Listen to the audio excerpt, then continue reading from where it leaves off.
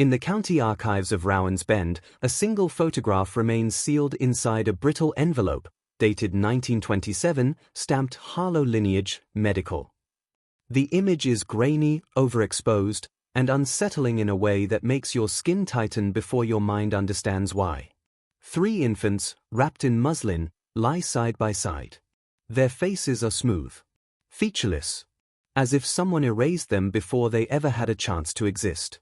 That photograph is the first surviving piece of physical evidence in the story you're about to hear, and its truth is simple, sharp, and impossible to soften. For nearly 40 years, every child born into the Harlow clan arrived without a face. The year is 1927. The place, Briar Hollow, rural Appalachia. The source, a compiled set of reports attributed to the fictional Mountain Health Registry, later cross-referenced with family writings found in an abandoned hillside home. But before we continue, one thing must be clear: this is a dramatized, fictional narrative created solely for storytelling and entertainment. Nothing here represents documented historical fact. Still, fiction or not, stories like this reveal who we are, what we ignore, and what we fear to name. If you're ready to go deeper into the Harlow family's world, its rules, its silences, its punishments, drop a comment and subscribe. Because once you see what was done to these children, you won't ever forget it. The first stories of the Harlow clan's beginnings trace back to a hand-stitched ledger dated 1912, kept by matron Lillian Harlow of Briar Hollow. In her looping handwriting, she described the family's move into the mountains, the establishment of their homestead, and the first set of rules they believed would protect their lineage. By 1920, those rules had evolved into rituals, quiet, rigid, and unquestioned. The origin of the faceless births, however, appears in a separate entry from March 1927. Lillian wrote that the children must be made blank before the world marks them. The phrase is chilling in retrospect, but at the time it was presented as a form of protection, a symbolic removal of identity until the clan deemed a child ready to be shaped.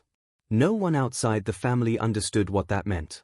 Those inside knew better than to ask. The system hardened quickly. Every newborn was taken to the cellar beneath the old tobacco shed within its first hour of life. No father was allowed inside. Only the matron and 2 selected women performed the ritual, documented in the fictional Mountain Birth Registry, private holdings. The process was meant to be spiritual, but witnesses later described faint cries echoing through the rafters and the smell of burnt linseed oil drifting into the yard. By autumn 1927, outsiders noticed that none of the Harlow infants were ever brought into town. The local teacher, Miss Agnes Porter, recorded her concerns in a note dated October 3, stating she had never seen a Harlow child with open eyes. Her letter was dismissed by the county office, filed under domestic customs, no action.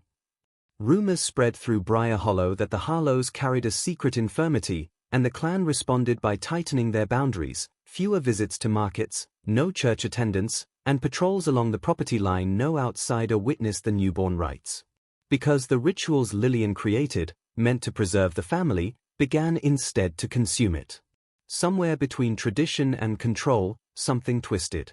The first visible fracture in the Harlow system appeared in the winter of 1931, recorded quietly in the fictional Briar Hollow County Welfare Log, case number 47.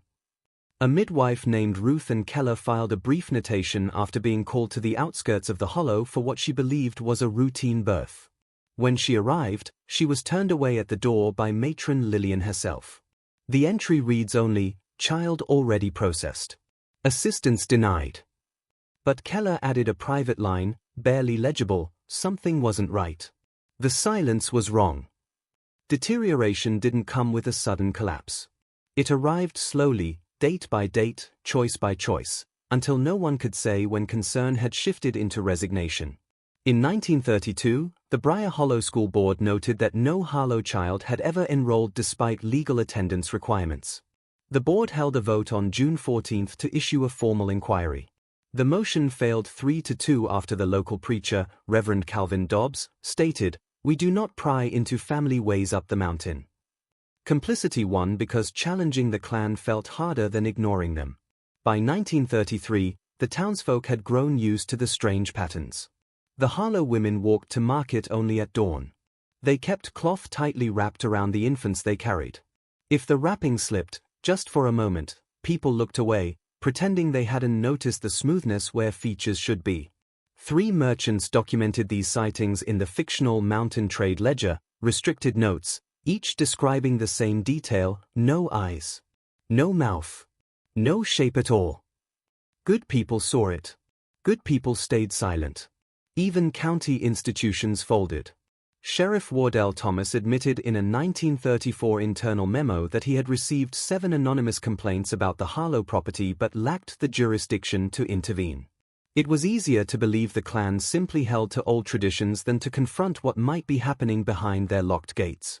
The world around the Harlows shifted toward modernity, but inside Briar Hollow, the system calcified. The rules deepened. The silence thickened. And the belief that the children must be made blank became less a ritual and more a justification. Because once a community grows accustomed to looking away, it rarely looks back. The first individual record appears in the fictional Appalachian pediatric case file, 1935, sealed entry number 12. It names Evelyn May Harlow, age 7, born 1928. The document notes she was unable to respond to visual cues, though no examination was ever completed. A neighbor, Martha Delling, later recounted in an undated interview that Evelyn moved by sound alone, turning her head like she was searching for a face she never had. Her event came in the summer of 1935, when she wandered beyond the property line into Briar Hollow Creek. She slipped, striking the bank. The aftermath was quiet, almost clinical. Her body was carried home under a wool blanket, and the ledger noted simply, "returned to the fold." Her life became a metaphor written between lines, a child navigating the world without features, guided only by echoes. The second archive tragedy is found in the Mountain Health Registry, Personal Letters, 1939. It references Lydia Corinne Harlow, age 10, born 1929, described by a traveling nurse as gentle, withdrawn, humming to herself. Her defining event occurred on October 9, 1939, when a fire broke out in the eastern cabin. Lydia was trapped inside. Witnesses said she made no cry, no scream, only the thrum of her humming stopped abruptly. In the aftermath, the clan buried her at the ridge's edge, marking the grave with an uncarved plank. A life untouched even by a name on wood. The final record lies in the fictional Briar Hollow Orphan Inquiry Report, 1942, mentioning Anna Ruth Harlow, age 4, born 1938. She was discovered outside the general store one foggy morning, wrapped in a thin shawl, abandoned. Townsfolk debated what to do. No one lifted her. No one touched her. The storekeeper eventually carried her back to the Harlow gate, placing her gently beside the fence. No one spoke of it again. Her short existence became a metaphor for the silence surrounding the clan, visible, yet untouched. 3 children. 3 lives. 3 losses recorded only in fragmented documentation. They were not legends. They were daughters. The first clear rupture in the Harlow lineage arrived with a child born on January 2, 1940, a girl recorded in the fictional Mountain Birth Registry, restricted file C40. Her name, Nora Ellen Harlow. She entered the world as every Harlow child before her had, silent, expressionless, wrapped quickly in cloth. But from her earliest days, something about Nora unsettled the matron. She didn't move like the others. She didn't remain still when handled. She reached toward voices, toward warmth, toward motion, as if trying to claim a world she wasn't meant to participate in. By age 3, she resisted the cellar rituals. 2 attendants documented in a handwritten note that she twisted away, clung to door frames, and refused to be laid on the table. No Harlow child had ever refused anything. A second account, fictionalized from the Harlow Family Discipline Log, 1943, described a moment that would become legend inside the clan. During a routine inspection, Nora lifted her small, smooth face toward the lantern light and pressed her palm against the matron's wrist. Most Harlow children recoiled from touch. Nora sought it. Her difference wasn't physical. It was psychological. A quiet insistence, "I exist." By 1945, when she was 5, members of the clan whispered that Nora heard things the others didn't, not voices, but intentions. She sensed hostility. She sensed fear. She sensed the system tightening around her and pushed back in ways subtle but unmistakable. The decisive moment came in the spring of 1946, during the annual renewal gathering. One by one, children were lined before the matron for inspection. When Nora's turn came, she stepped out of line, one small foot in front of the other, and turned away from the cellar door entirely. A gesture so small it could have been overlooked. But it wasn't. Lillian Harlow demanded she return. Nora did not move. A clan member reached for her shoulder. She swatted the hand away. 6 years old. Faceless. Wordless. Defiant. And in that moment the system realized something it had never feared before. She would not go quietly. The night Nora disappeared is preserved only through fragments, 3 conflicting statements in the fictional Briar Hollow Missing Juvenile Report, 1947. Each version contradicts the others, yet all agree on one thing. Sometime between moonrise and dawn, the 6-year-old slipped out of the Harlow cabins and vanished into the timbered dark. Statement 1 claimed she walked straight into the pines without hesitation. Statement 2 insisted she was taken by someone outside the clan. Statement 3, filed anonymously, simply read, "She chose to leave."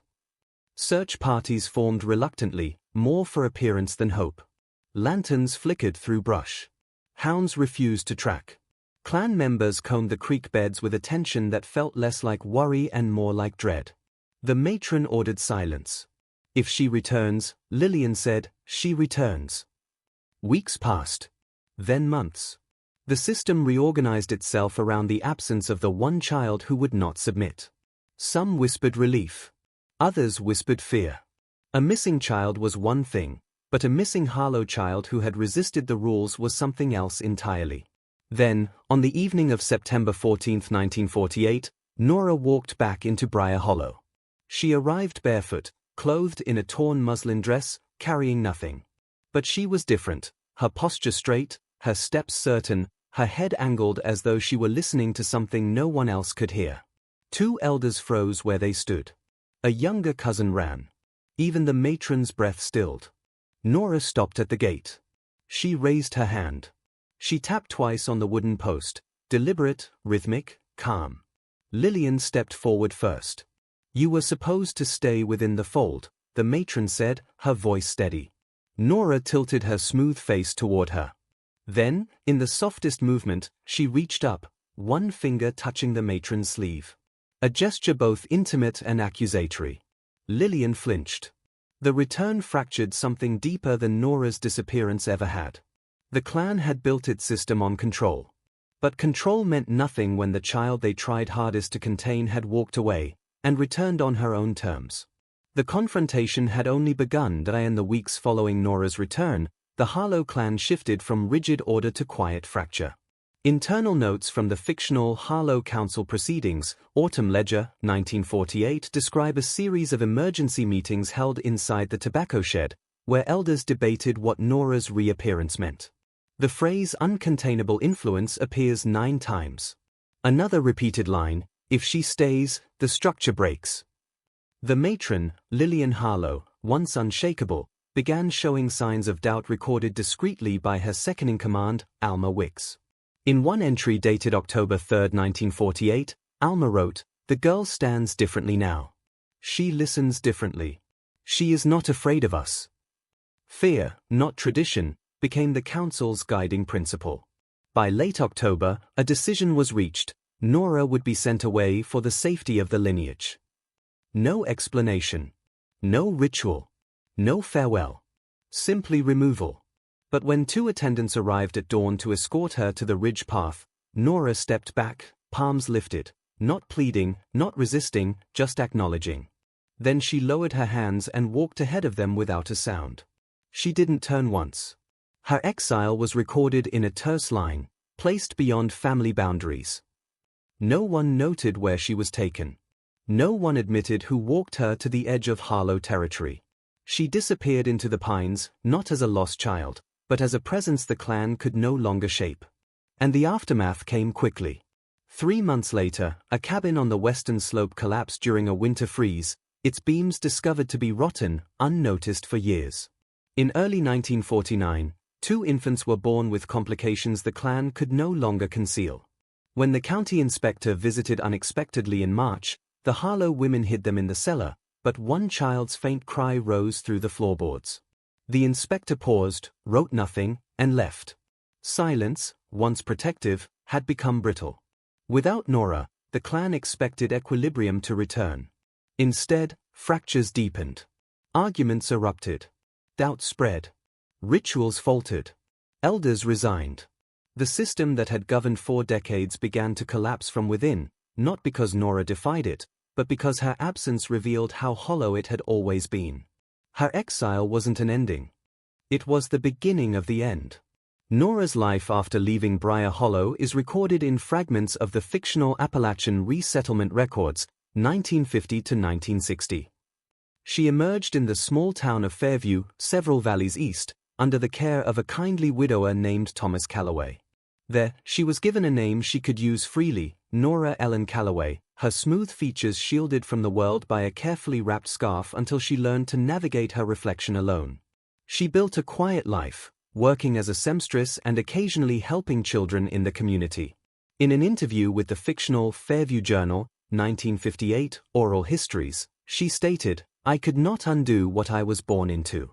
But I could choose what I became. And I chose to see myself." That choice became her rebellion, and her quiet defiance reshaped her sense of self. By the early 1960s, Nora had met another woman, Clara Green, and they raised 2 children. Unlike the Harlow line, these children had faces, ordinary, expressive, alive. Though the shadow of her past lingered, the cycle seemed broken. Yet every year, when snow fell along the Appalachian Ridge, Nora would pause, imagining Briar Hollow behind her, wondering if the rituals she escaped had ever claimed another. Local records from the fictional Fairview Birth Registry, 1962, suggest no repetition of the Harlow practice. But community whispers occasionally surfaced, stories of a faceless child glimpsed in the mountains, never documented, always denied. Nora never acknowledged these rumors publicly. She preferred silence to speculation, a choice reflecting the lessons she had learned about power, complicity, and survival. Through her actions, the system that had shaped generations of faceless children had finally met its counterforce, intentional life. One that could be named, one that could reflect, one that could love, and one that could defy quietly but completely. Nora's discovery of self and the birth of her children represented a turning point. The Harlow tradition may have survived in rumor, but the next generation would live differently. Hope, fragile, deliberate, and earned, took root. By the mid-1970s, the Harlow system was effectively dismantled. The fictional Briar Hollow Historical Commission report, 1974, lists the family homestead as vacant, structurally compromised, with artifacts recovered, 3 linen swaddles, a set of handwritten ledgers, and a faded photograph of faceless infants. These items became the tangible anchors of a story once lived in silence. Each artifact tells of control, of lost voices, and of children who never had a choice. The systemic ending came quietly. Elders passed away, the matron faded from memory, and the remaining clan members dispersed into surrounding counties. Records indicate that by 1976, no child born in the Harlow line had followed the old rituals. The tradition had lost its enforcers, its secrecy, and its authority. Honoring the victims, archivists created a memorial in Fairview near the edge of the Appalachian Ridge, listing names from the fictional ledgers, Evelyn May, Lydia Corinne, Anna Ruth, among others. Each name engraved into wood with care, ensuring that while the world had once ignored them, they were now remembered. The memorial serves not as a place of fear, but acknowledgement, an act of reclamation for lives denied identity. Redemption arrives subtly. Nora's children, faceless only in ancestral memory, play freely in snow and sunlight. Nora herself, now older, often whispers, "The past shapes us, yes. But it does not have to own us." That quiet wisdom, earned through exile, defiance, and survival, reframes the legacy of the Harlow clan from inevitability to choice. The final line leaves both devastation and hope.